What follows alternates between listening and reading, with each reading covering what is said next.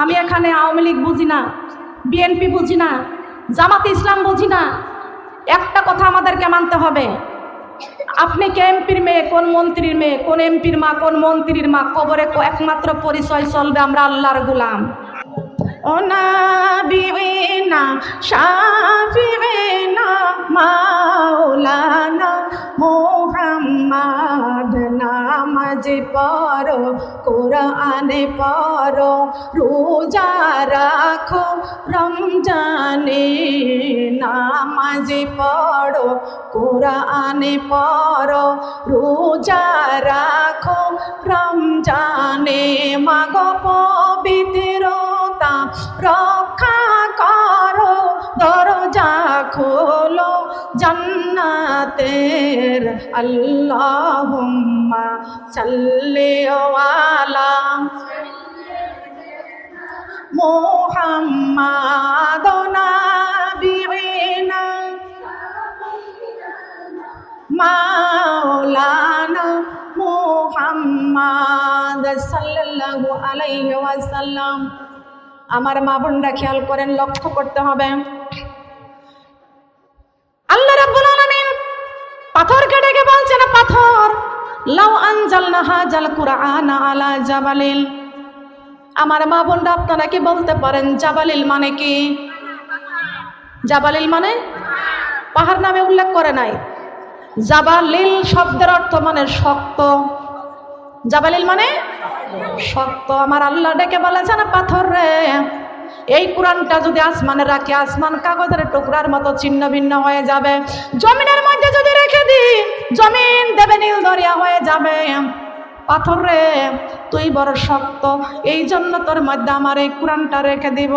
পাথর বলে, আল্লাহ, আসমান যদি কাগজের টুকরার মতো ছিন্ন ভিন্ন হয়ে যায়, জমিন যদি নীল দরিয়া হয়ে যায়, আমি পাথরের মধ্যে যদি আপনি কোরআনটা রেখে দেন, আমি পাথর যত বড়ই শক্ত হই না কেন, আমি পাথর যত মজবুত হই না কেন, আমি পাথর এই কোরআনের ভার সইতে পারবো না, কোরআনের ভার সহ্য করতে পারবো না, আমি পাথর গলে পানির মতো হয়ে যাব।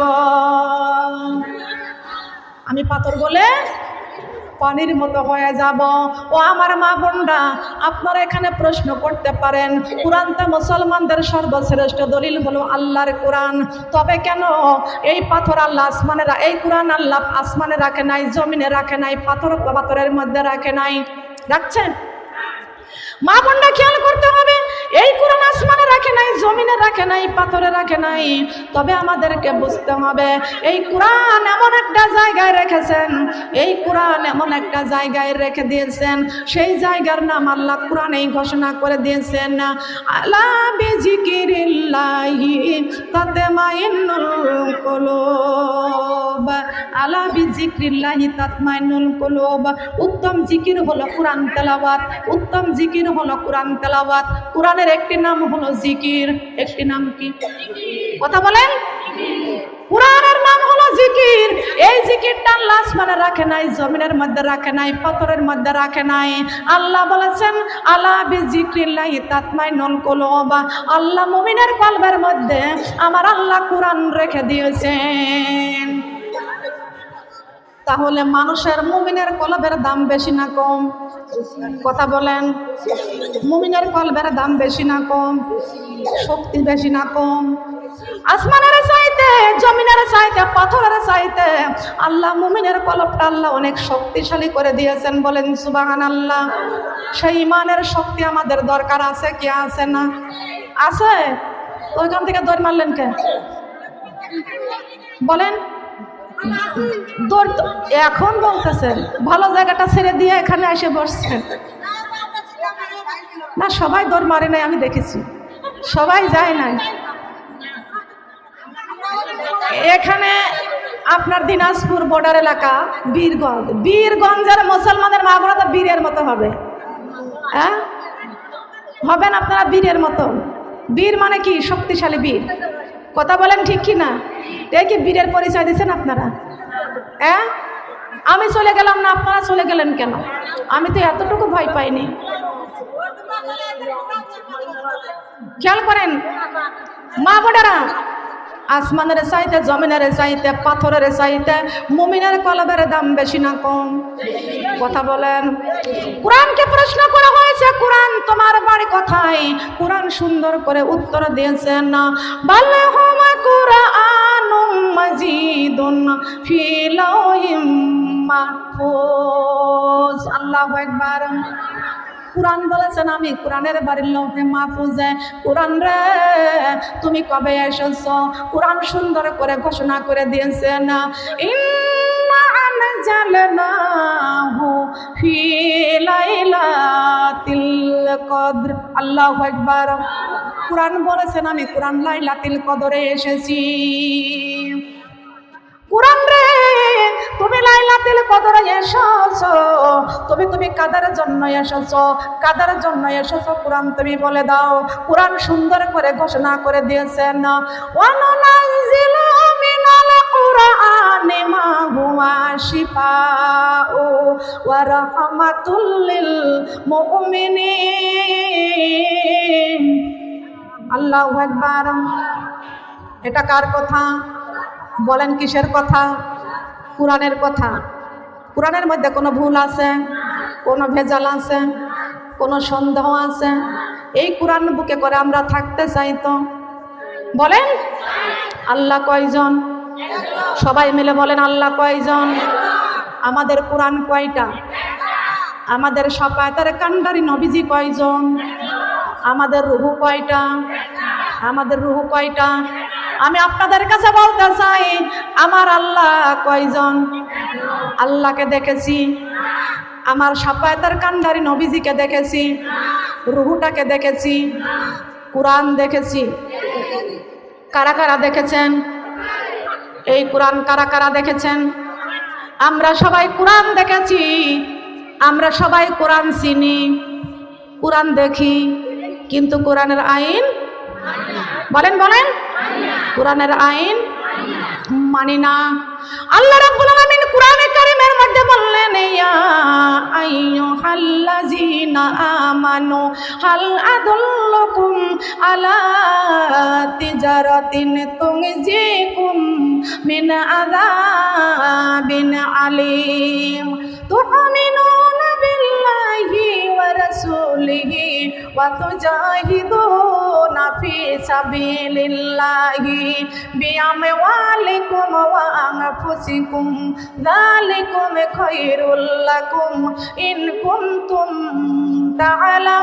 তা'লামুন। আল্লাহু আকবার।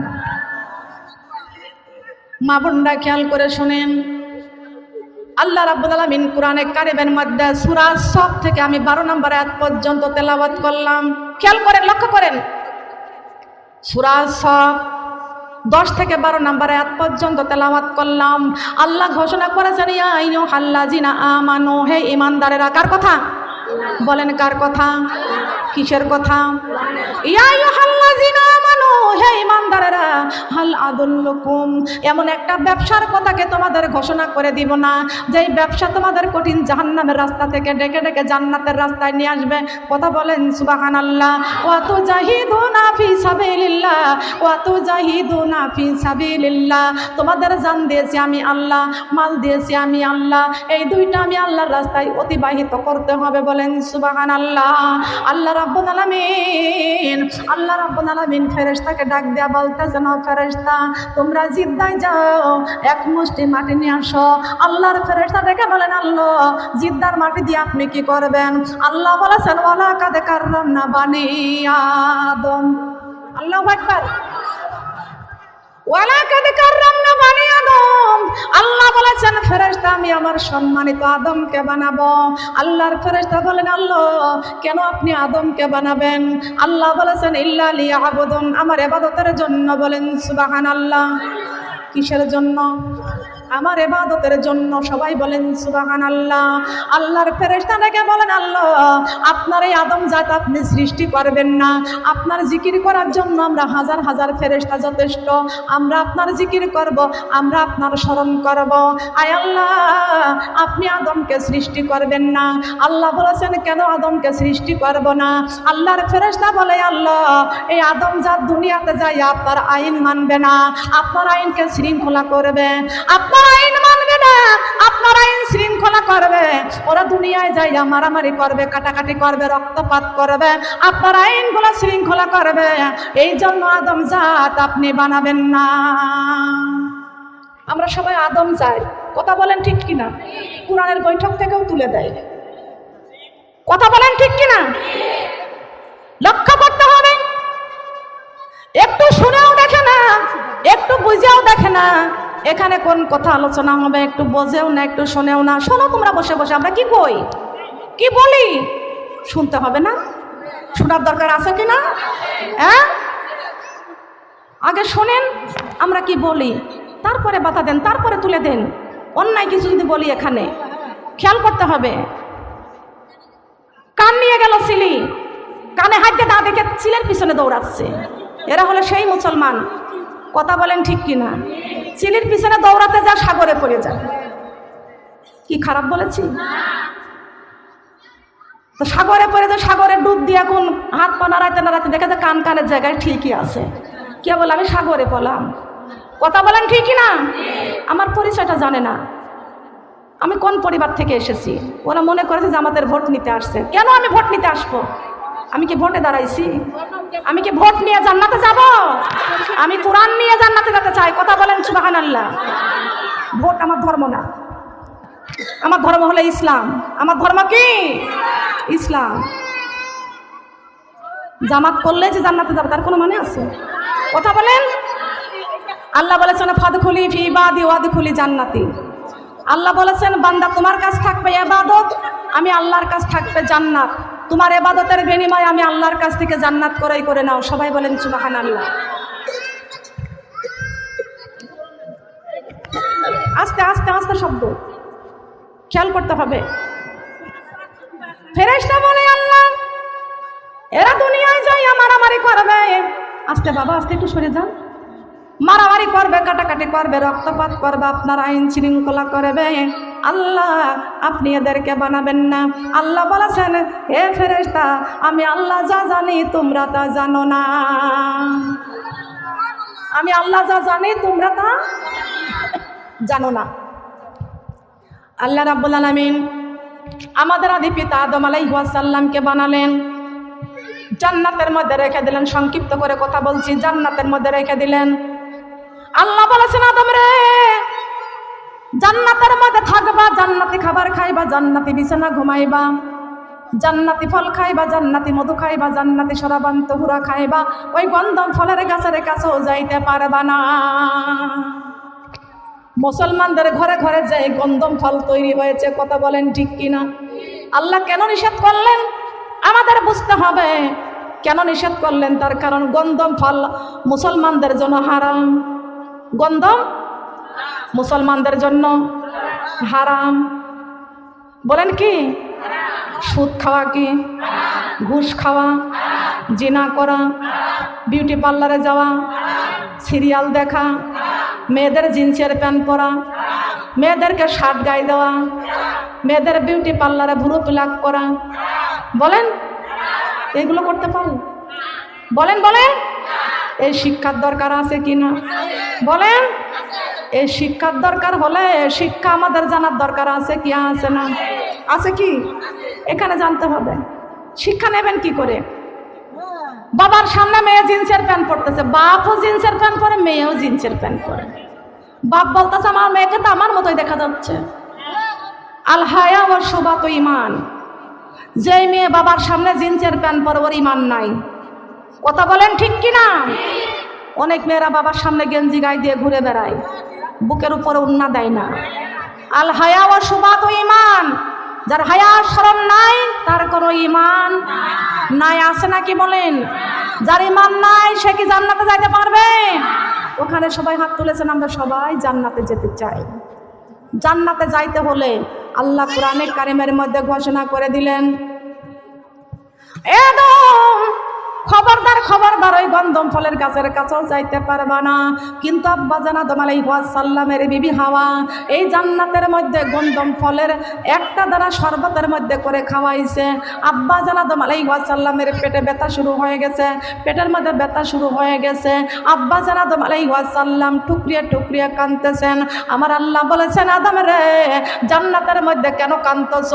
এ আদম, জান্নাতের মধ্যে কান্দার জায়গা না, জান্নাত হলো শান্তির জায়গা, জান্নাত হলো শান্তির জায়গা, শান্তির বিছানা, শান্তির খাবার, শান্তির মাছের কলিজা।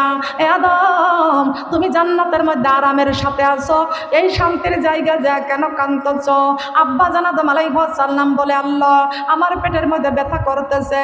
আল্লাহ বলে, আদম রে তুমি নির্ভেজাল, তোমাকে জান্নাতে রেখে দিয়েছি, জান্নাত নির্ভেজাল, জান্নাতি খাবারও নির্ভেজাল। ওই নির্ভেজাল খাবার খাইয়া পেটের মধ্যে ব্যথা হওয়ার কোনো কারণ না। পেটে কেন ব্যথা করতেছে? আমার খাবারের মধ্যে কোনো ভেজাল নয়, ভেজাল মুক্ত খাবার, তুমি জান্নাতি খাবার খাইছো, কেন তোমার পেটের মধ্যে ব্যথা করতেছে? আব্বাজান আদম আলাইহিস সালাম বলে, আল্লাহ ওই গন্ধম ফল আপনি খাইতে নিষেধ করে দিয়েছেন, সেই গন্ধম ফলের একটা দানা আমার পেটের মধ্যে প্রবেশ করেছে। আল্লাহ বলেছে, কেমন করে প্রবেশ করলো? আদম আলাইহিস সালাম বলতেছে, আমার বিবি হাওয়া শরবতের মধ্যে করে আমার খাওয়াইছে। আল্লাহ রাব্বুল আলামিন বললেন, খাইলে কে? বলে, আমার বিবি শরবতের মধ্যে খাওয়াইছে, আমি দেখি নাই, আমি জানি নাই, জানতে পারি নাই, খাওয়ার পরে গিয়ে বুঝতে পারলাম। আল্লাহ বলেছেন, আদম রে আমার জান্নাত হলো নির্ভেজাল, জান্নাতি খাবারও নির্ভেজাল, জান্নাতি খাবার খাইলে টয়লেটের প্রয়োজন হবে না, এই জন্য আমি আল্লাহ টয়লেটের ব্যবস্থা জান্নাতের মধ্যে করি নাই। আদম রে তুমি জান্নাত থেকে বের হয়ে যাও রে আদম। আব্বাজান আদম আলাইহিস সালাম আল্লাহর হুকুমে ওই জান্নাতের দরজার কাছে দাঁড়াইয়া আবার টুকরিয়া টুকরিয়া কাঁদতেছেন। আমার আল্লাহ ডেকে বলেন, আদম রে তুমি দাঁড়াইয়া জান্নাতের দরজায় দাঁড়াইয়া দাঁড়াইয়া কান্দ। আদর করিয়া তোমায় আমি বানাইছি, সুন্দর করে জান্নাতের শান্তি দিয়েছি। আল্লাহু আকবার। আদম, তোমাকে আমি কত আদর করে যত্ন করে বানাইছি, তোমাকে আমি শান্তির সঙ্গে জান্নাতে রেখে দিয়েছি। আদম রে তোমার চোখের পানি আমি আল্লাহ সইতে পারি না, আমি আল্লাহর কুদরতির দরিয়ায় কষ্ট লাগে। আদম তুমি কান্দিও না। আব্বাজান আদম আলাইহিস সালাম বলে, আল্লাহ আমি জান্নাত থেকে আমাকে বের করে দিলাম, এই জন্য আমি কাঁদতেছি। আমার আল্লাহ বলেছেন, আদম রে তুমি কষ্ট পাইও না, আমি তোমাকে দুনিয়ায় পাঠিয়ে দিব, আমি আল্লাহর পক্ষ থেকে তোমাকে একটা সুসংবাদ দিব। কি সংবাদ বলেন তো? সুসংবাদ দিয়ে দিব। আদম তুমি কান্দিও না, টেনশন করিও না, কষ্ট পাইও না, আমি আল্লাহ তোমাকে দুনিয়ায় পাঠাইয়া দিব, তোমার বিবি হাওয়াকে দুনিয়ায় পাঠাইয়া দিব, আমি আল্লাহর পক্ষ থেকে তোমাকে সুসংবাদ জানাইয়া দিব। আব্বাজান আদম আলাইহিস সালাম বলে, আল্লাহ কি সুসংবাদটা আপনি আমাকে দিবেন? আল্লাহ রাব্বুল আলামিন বলেছেন, আদম রে তোমার বিবি হাওয়া আর তোমাকে দুনিয়ায় পাঠাইয়া দিব, আর আমি আল্লাহর পক্ষ থেকে তোমাকে জোড়াই জোড়াই সন্তান দান করব। জোড়াই জোড়াই সন্তান দান করব। কোন মায়ের ঘরে যদি খাবার না থাকে, সম্পদ না থাকে, অর্থ না থাকে, সেই মায়ের ঘরে যদি 12 বছর পরে একটা সন্তান হয়, ওই মা খুশি হয় না বেজার হয়? কথা বলেন, খুশি হয় কি হয় না? সন্তান হওয়ার কথা শুনলে তো ভাত কাপড় থাক আর না থাক, সন্তান পাইলে খুশি। কথা বলেন ঠিক না বেটি? আমার আল্লাহ বলেছেন, আদম রে তোমাকে আমি সুসংবাদ হলো, আমি আল্লাহ তোমাকে জোড়াই জোড়াই সন্তান দান করব। বলেন সুবহানাল্লাহ। আব্বাজান আদম আলাইহিস সালাম বলেছেন, আল্লাহ আপনি আমাকে জোড়াই জোড়াই সন্তান দান করবেন, তবে তো এই জান্নাতের মধ্যে আর প্রবেশ করতে পারবো না। আমার আল্লাহ বলেছেন, আদম রে তুমি চিন্তা করিও না, আমি আল্লাহ ঘোষণা করে দিলাম, সাইয়্যিদুল মুরসালিন খাতামুন নাবিয়িন রাহমাতাল লিল আলামিন নবী মুহাম্মদ রাসূলুল্লাহ সাল্লাল্লাহু আলাইহি ওয়াসাল্লাম, যেই নবীর ঘোষণা আমি আল্লাহ কোরআনে কারীমের মধ্যে ঘোষণা করে দিয়েছি, কুলিনি কুনতুম তুহিব্বুনাল্লাহ ফাত্তাবিউনি ইউহিব্বুকুমুল্লাহ ওয়া ইয়াগফির লাকুম যুনুবাকুম ওয়াল্লাহু গফুরুর রহিম। আল্লাহু আকবার।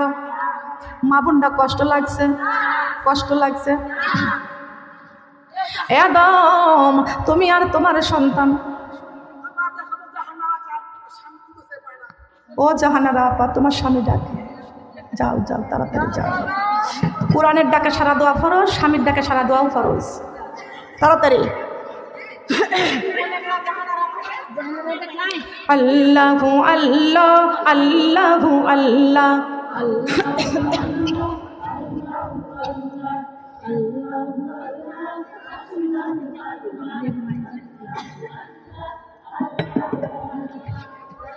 দুর্বল হয়ে গেছেন, ক্ষুধা লাগছে, পানির পিপাসা লাগছে, তাহলে এত দুর্বল কেন? আল্লাহু আল্লাহ আল্লাহু আল্লাহ আল্লাহু আল্লাহ আল্লাহু আল্লাহ। মনে ভরিয়া ডাকে রে বান্দা, প্রাণে ভরিয়া ডাকে রে বান্দা, গুনা পাইবা মাপ। আল্লাহু আল্লাহ আল্লাহু আল্লাহ আল্লাহু আল্লাহ আল্লাহু আল্লাহ। আল্লাহ তোমার নামটি বড়ই মজা, জপিলে হয় রূহ তাজা। সুবহানাল্লাহ বলেন। আল্লাহ তোমার নামটি বড়ই মজা, জপিলে হয় রূহ তাজা। তুমি আমার মনের রাজা, তুমি